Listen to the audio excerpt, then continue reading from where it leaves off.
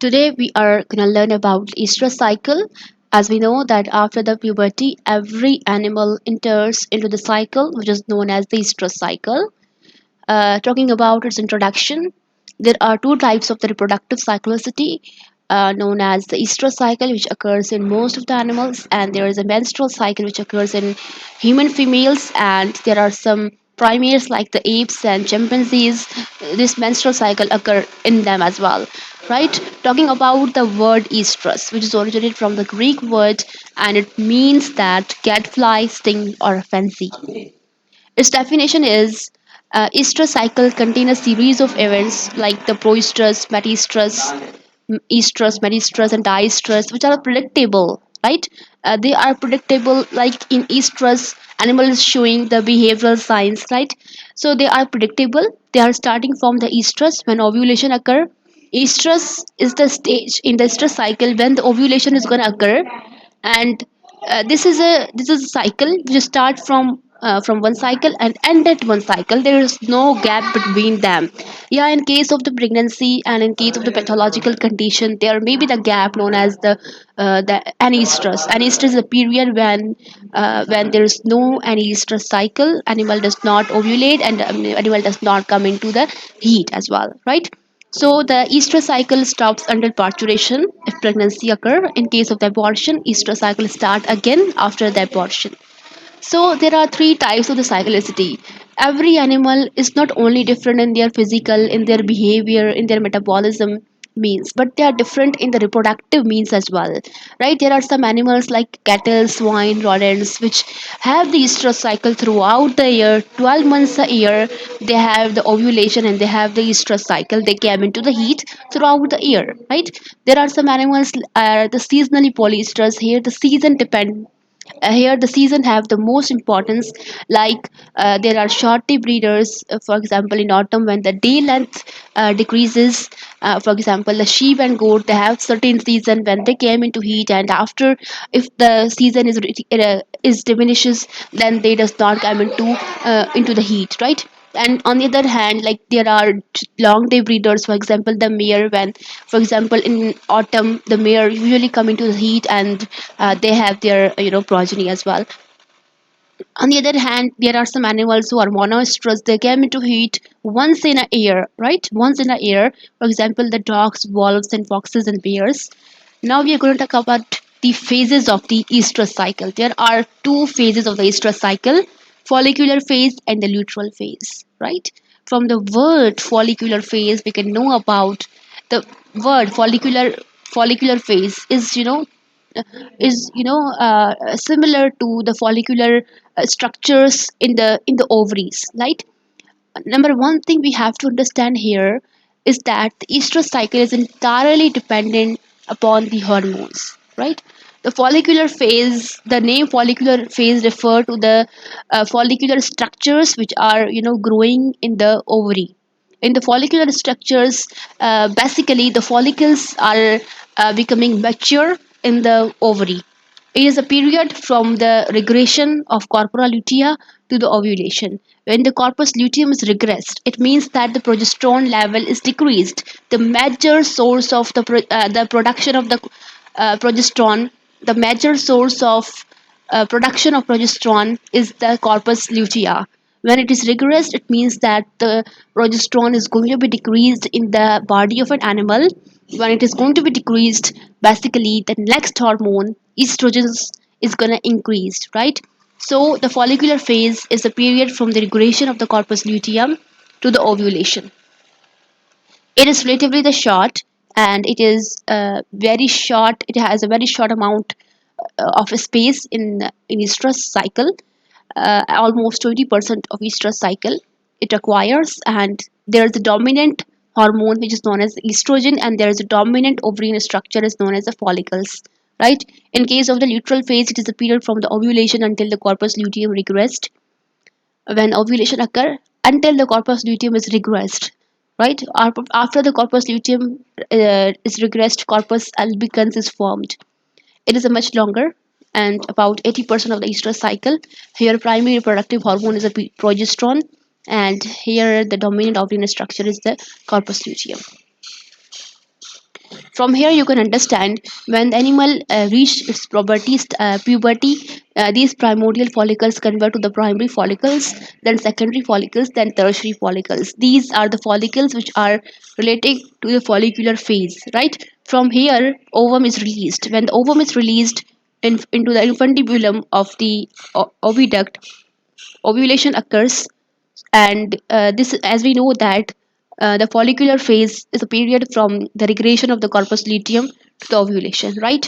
So when the corpus luteum is going to regress, for example, here is the corpus luteum, it is regressed, it convert, then the cycle is continue again, primary follicle, secondary follicle, tertiary follicle, in the ovulation. So we can say that from here up till here the follicular phase is there.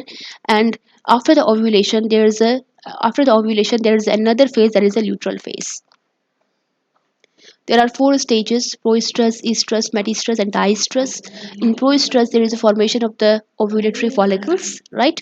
Ovulatory follicles like the primary follicles, secondary follicles, tertiary follicles, and there is estrogen secretion here, right? In estrus, there is a sexual receptivity, and in estrus cycle, when the animal is in estrus, they commonly ovulate. Their ova is they release their ova from their ovaries, and here the estrogen was on the high level. In the metaestrus, ovulation has been occurred, and now the corpus luteum luteal formation occurs, and there's the beginning of the progesterone secretion. When there is a corpus luteum will always secrete the progesterone. And in the diestrus, there is sustained corpus luteal secretion of progesterone. In diestrus, there is a high level of the progesterone, and there is a corpus luteum. If the pregnancy occur here, uh, then if the pregnancy occur in the estrus, then the corpus luteum will not regress, and the pregnancy, in case of the pregnancy, the corpus luteum will not regress. If it regressed, then the abortion will occur, and in case of the if the pregnancy has not occurred, the corpus luteum will again regress, and the next estrous cycle will start again. In proestrus lasts from 2 to 5 days depending upon species, characterized by major endocrine transition from period of progesterone dominance to the estrogen dominance. This transition is facilitated by the follicular stimulating hormone and the LH hormone, luteinizing hormone. It means that proestrus, the period when the great transition occurs. It means that before the proestrus, right, there is a diestrus. In a diestrus, there is a progesterone on the peak, and there's a estrogen on the lower level. So when in case of the diestrus and animal is not pregnant, after that the next estrous cycle is going to start. In the next estrous cycle, there is a first phase known as the proestrus. In a proestrus, the estrogen is going to be increased, and the progesterone is going to be downward. There is a downward movement of the progesterone. So this is a great transition occurs in the progesterone to proestrus level, right? Estrus is the period during which the female allows copulation, and there are some behavioral signs which animals shows, like the sexual receptivity, increased locomotion, vocal expressions, nervousness, attempt to mount other animals, bellowing, licking, and attempt to mount other animal. There is the term known as the standing estrus. The standing estrus is a willingness to accept the male for mating, and standing estrus during the time of estrus, that a female displays the characteristic mating posture known as the lordosis. And while in case of the increasing concentration of the estrus causes the vascularization, swelling of the vulva, and production of the mucus. Metaestrus, it is a period between the ovulation and the formation of the functional luteum, right? It is a period between the ovulation, when animal ovulate. In estrous cycle, animals mostly ovulate, and in between the ovulation and the corpus luteum, there is a phase known as the metaestrus. And diester is the longest stage of the estrous cycle. Here, the progesterone is on the high level, and it ends after the corpus luteum is destroyed. Luteolysis occur. Diestress usually lasts about 10 to 14 days in polystress animals, and females in diestress not show sexual receptivity, right? So here you can see the hormonal levels in the blood.